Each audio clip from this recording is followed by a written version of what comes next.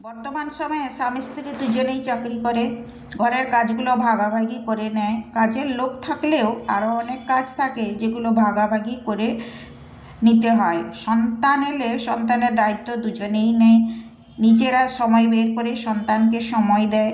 কখনো স্বামী রান্না করে, আবার কখনো স্ত্রী রান্না করে। কোনো বাধ্যবাধকতা নেই যে স্ত্রীকেই রান্না করতে হবে। যে যার সময় মতো রান্না করে খাবার খেয়ে থালা ধুয়ে রেখে দেয়। এখানে স্ত্রীর জন্য ফেলে রাখে না। কাপড় পরিষ্কারের ব্যাপারেও তাই। সমাজের চিরাচরিত ধারা বর্তমান প্রজন্ম ভাঙছে। এ ব্যাপারে স্বামীরা স্ত্রীদের সম্মান দিচ্ছে, পুরুষেরা এ ব্যাপারে এগিয়ে। ধন্যবাদ দিতে হয়। মেয়েদের কাজ ঘর সামলানো, বাচ্চা মানুষ করা, রান্না করা। পুরুষেরা খেয়ে উঠে গেলে থালা তোলা। পুরুষের পরে নারীদের খাওয়া। এই ধরনের নানা নিয়ম প্রথাকে বর্তমান প্রজন্ম প্রতিনিয়ত ভেঙে চলেছে। প্রতিবাদী মুখ আর দেখা যায় না। যৌথ পরিবার ভেঙে ছোট ছোট পরিবারের এসব ভাববার সময় বা অবকাশ নেই। পরিবারের বাবা মাই সব কাজ একসাথে সারে। কোন কাজ কার জন্য তোলা থাকে না। পুরুষকেই বাজার করতে হবে এমনটা নয়। যার যেমন সময় সে তেমনভাবেই প্রয়োজনীয় কাজ করে। এটা তার কাজ, এটা আমার কাজ বলে থাকে না।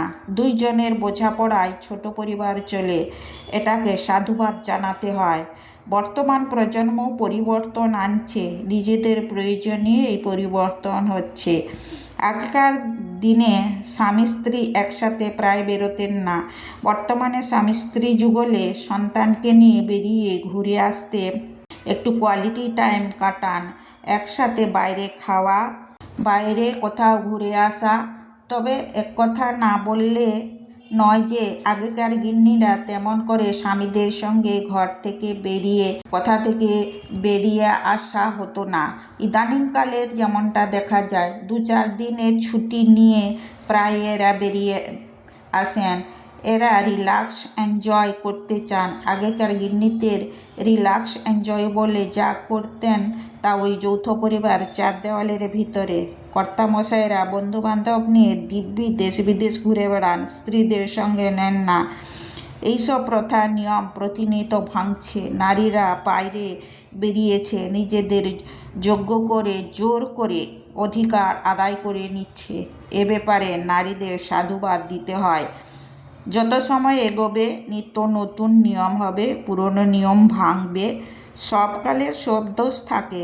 বর্তমান প্রজন্মের যাই দোষ থাকুক না কেন, এ ব্যাপারে কোনো দোষ নেই। পুরুষের কাছে নারীরা সম্মান পায়নি, বরং অবহেলিতই। বর্তমান পুরুষ নিজের স্ত্রীদের সম্মান করে, এটা ভালো দিক। জোর করে নিজের অধিকার আদায় করে নিতে হয়। বর্তমান নারীরা তা পেরেছে।